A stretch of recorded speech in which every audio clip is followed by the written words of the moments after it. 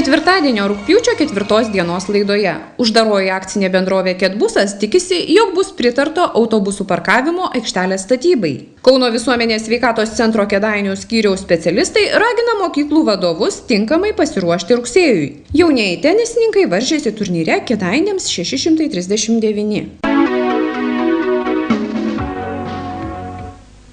Praėjusiame rajono tarybos posėdyje buvo pritarta uždarosios akcinės bendrovės Kedbusas 2010 metų veiklos ataskaitai. Tad pasidomėjome, kaipgi sekasi savivaldybės valdomai įmoniai, kuri kasdien savo 44 autobusais vežioja žmonės 20 miesto ir 23 priemiestiniais maršrutais. Uždarosios akcinės bendrovės Kedbusas vadovas Liudvikas Bliūdžius minėjo, kad krizės metu ženkliai sumažėjo keleivių, o pabrangus degalams veiklos sąnaudos gerokai viršija gaunamas pajamas. Praėję metai buvo irgi nuostolingi, nes vis tik tai mes turime važiuoti ir nerentabiliais maršrutais. Na ir aišku, jau iš anksto žinome, kad ten nesurinksime tiek pajamų, kiek bus išlaidų. Ir tokie maršrutai ir sudaro mums nuostolį. Praeitais metais tai virš 900 000 litų sudarė. Tačiau savivaldybė ten padengė ir tokiu atveju ir išgyvenam. Ir mažėjant keleivių srautams jau reikia mažesnių autobusų. Pagal galimybės keičiant autobusus mes ir ieškome tokių, kurie būtų nebe 12 metrų, bet 80 metrų ilgio, mažesni autobusai, aišku, jie yra ekonomiškesni ir toj vietoje taip pat dar galime sutaupyti. Aišku, mes negalim nusipirkti dėl to naujų autobusų, nes šiai dienai nauji, bet nelabai aukštos kokybės, sakysim, baltarusiški žemagrindžiai autobusai, kur gaminami Minsko autobusų gamyklai, tai tenai kainuoja apie 300 000 litų, o mes vis tik tai turime maždaug tokią galimybę, kad per metus galime nupirkti autobusų už 200 000. Tai nenupirktume nei vieno autobuso naujo. Todėl mes ir perkame padėvėtus, tačiau dar pakankamai gerus ir jie taip, mažiausiai 5 metus pas mus yra eksploatuojami. Uždarosios akcinės bendrovės Kedbusas vadovo ataskaitoje pažymėta, jog ilgalaikis turtas per 2010 metus dėl amortizacijos ir nusidėvėjimo, turto įsigijimo ir likvidavimo sumažėjo 517 600 litų. Buvo nurašyti net 4 autobusai, o bendrovė ilgalaikiam materialiajam turtui įsigyti panaudojo 60 000 litų, nes už 26 144 litus pirktas autobusas Neoplan, užperkama techninės pagalbos automobilį buvo pervesta 27 622 litai avanso, o už autobusų statymo ir techninio aptarnavimo pastato bei aikštelės investicinį projektą sumokėta 6 240 litų. Tačiau rajono taryboje vis dar delsiama pritarti šiam projektui. Mums reikia spręsti autobusų parkavimo vietos klausimą. Dabar važiuoti mums 6 kilometrus į parkavimo vietą, tai reiškia, kiekvienas autobusas per dieną pravažiuoja 12 kilometrų. Ir jeigu 34 autobusai reikalingi per dieną, tai susidaro nemaža rida ir, sakysim, mes kažkam tai padovanojam, sakysim, galima palyginti kaip reisai į Klaipėdą, tokią rydą. Tai reiškia, kad sumažinus šitą nulinę rydą, mes ženkliai pataupytume ir yra paskaičiuota, kad tas taupimas duotų 250 000 metinį efektą. Tuo tikslu yra padarytas investicinis projektas, kuris ir pernai buvo svarstytas taryboje, tačiau tokio pritarimo statybai dar nėra. Na ir šiemet galvojam, kad rudenį gal ir gausime pritarimą, mes tą investicinį projektą šiek tiek patobulinom, sumažinom apimtis ir jeigu autobusų parkavimas atsidurs čia prie mūsų autobusų stoties, kur mes turime pusę hektaro žemės, tai tada būtų ženkliai taupoma.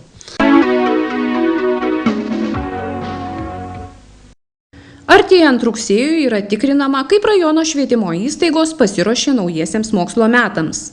Kauno visuomenės sveikatos centro Kėdainių skyriaus vadovė Ona Šulcienė minėjo, kad leidimų higienos pasų savo veiklai dar neįsigijo 18 mūsų rajono mokyklų ar jų skyrių. Tad pats laikas susirūpinti, ar švietimo įstaigų patalpos bei aplinka atitinka 21 higienos normą, kuri akcentuoja bendruosius sveikatos higienos reikalavimus švietimo įstaigose. Leidimų higienos pasų neturi Šviesioji gimnazija, Josvainių gimnazija, Akademijos gimnazija, taip pat Daukšos pagrindinė mokykla, Juozo Paukštelio pagrindinė mokykla ir kitų mokyklų, kaip minėjau, skyriai. Tamsiuoju paros metu mes buvom atlikę matavimus ir 2 mokyklose buvo nepakankamas apšvietimas dirbtinis keliuose kabinetuose. Taip pat dar mokyklų skyriai, 2 skyriai, kur dar yra lempos nepakeistos.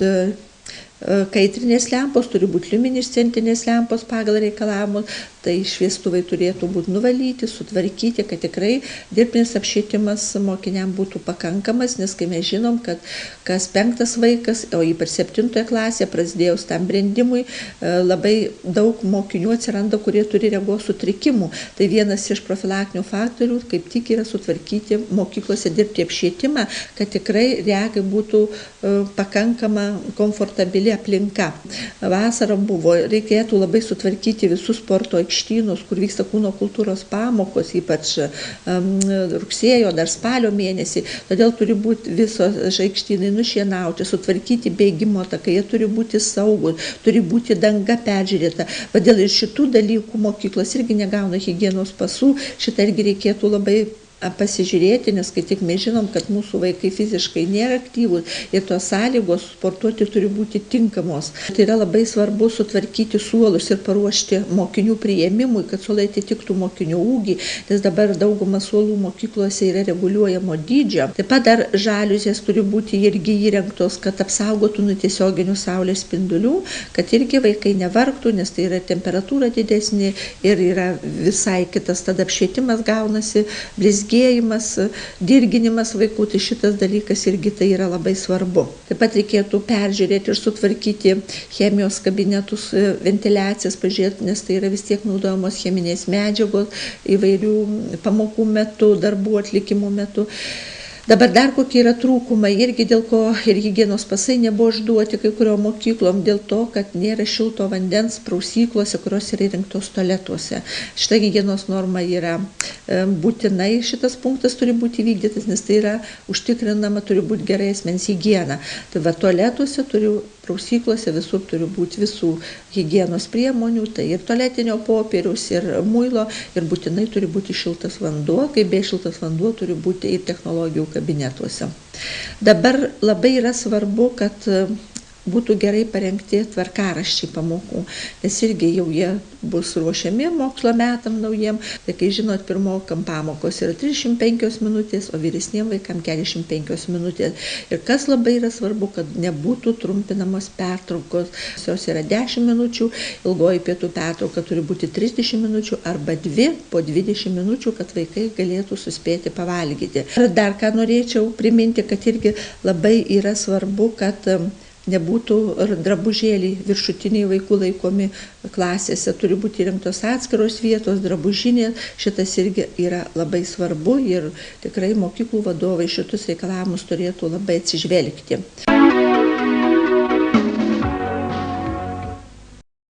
Kėdainių miesto 639 gimtadienio sporto šventė prasidėjo vaikų ir jaunimo teniso turnyru, kuriame varžėsi 32 tenisininkai iš Radviliškio, Panevėžio ir Kėdainių klubų, bei savarankiškai sportuojantis vaikai. Visi dalyviai buvo suskirstyti į 4 amžiaus grupės – iki 13 metų ir vyresnių. Tačiau didžiausia konkurencija buvo vaikinų vyresnių nei 13 metų grupėje, o merginų iš viso susirinko tik 10. Jau porą metų Radviliškyje vaikus subūręs Saulius Andriušaitis pasakojo, kad norinčių lankyti teniso treniruotes nestinga, tačiau tik perspektyviausi sportininkai siekia profesionalų karjeros. Jau antrą vasarą, kaip žaidžiam visi tenisą, turim, sakykime, amžiaus grupės panašiai svyruoja nuo 8 metų iki 10 ir nuo 10 ir vyresni. Šiaip vyresnių kaip 16 metų neturim vaikų. Bet aš skaitau, mes daugiau hobio tenisą propaguojam.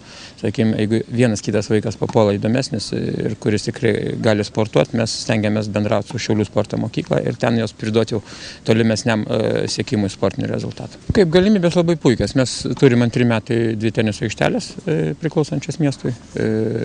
Miestas perdavė administravimui teniso klubo aikštelės ir mes esam šeimininkai to aikštelio. Tai, sakykime, sąlygos labai puikios, ten, sakykime, ir norintiems pamėginti pažaisti, ten yra laikas, sakykime, didesnę dalį laiko suvalgo mūsų vaikučiai. Tai, sakykime, praktiškai mes 70% laiko užimam su vaikais. Yra keletas grupių, vaikai, kurie nori aktyvesni būti, 4 kartus per savaitę treniruojasi, sakykime, tokia lengvesnė grupė būna 2 kartai per savaitę, o jau tie vaikučiai, kurie jau tiesiog dėl teniso, sakykime, ten, gal nežinau, gal dar nepasiryžę ar žais tenisą ar ne, tai 1 kartą į savaitę eina, yra keletą vaikų. Draugaujam su Panevėžiu, ten Aisetas klubas toks yra, tai jau ten mes su jais bendravom 2 metai. Tai va, o dabar jau baigiam sukontaktuoti pilnai su jūsų čia Kėdainių klubu ir tikimės, kad jau rugpjūčio vidury mes susitiksim arba Radvilišky, arba čia. Mesgam kontaktą su telšiais, kalbinam. Ten, aišku, su Šiaulių sporto mokykla mes jau, sakykime, tenai kontaktuojam dažnai, palaiko mus labai ir pats prezidentas federacijos labai sveikina mus, kad mes įsijungiam, po biškį stojam į teniso sąjungą kaip klubas. Tikimės, kad pas mus gyvenimas bus kaip ir visur, nes mes tik 2 metai, mes dar naujagimiai tenisą. Taip, kad reikia laiko mums. Eilę metų tenisą žaidžiantis panevėžietis Simonas Šulnius džiaugiasi draugiškais turnyrais, kuriuose galima ne tik susirungti, bet ir pabendrauti su teniso mėgėjais iš kitų klubų. Eina mano 8 metai, kaip lankau tenisą. Mūsų klubas yra Panevėžio Asteroidas. Vaikų yra, šiaip mūsų rūpi 5, o šiaip treniruojas daug iš tikrųjų. Mažų vaikų, didelių, gal iki 30 gal sudėjus, bet jie atskirai grupėm. Aš savaitę treniruojas 4-3 kartus, nesu dar gerų pasiekęs, bet galbūt pasieksiu, bet šiaip nežadu pasiekti gerų status, šiaip pažaisti. Ar turnyrų yra pakankamai, ar dažnai važinėjat kažkur į aplinkinius rajonus? Panevėžy tai yra daug turnyrų, dabar vyrų, suaugusių turnyrų, yra šiaip Lietuvoje vyksta daug turnyrų, bet tai nenuvažiuoja kart, nes tenai reikia reitingą gerą turėti, kad jau būna Europos čempionatai, bet ten jau reikia su geru reitingu. O tokie mėgėjiški pasižaidimai ar dažnai būna? Būna dažnai labai, Panevėžy tai ypač. Savaitę gal 1 kartą, maždaug tokio. Tenisas yra įdomus žaidimas, tai kad, pavyzdžiui, žaidi savo, ne komandai, vieną žaidi. Tai toks atspalaiduojantis žaidimas. Yra prie Cido arenos 4 kortai žalė. Šiaip domės labai daug žmonių žiūri pro tvorą, vaikų prisirenka. Patinka iš tikrųjų dabar. Vasarą labai daug žmonių iš tikrųjų pradėjo lankyti tenisą.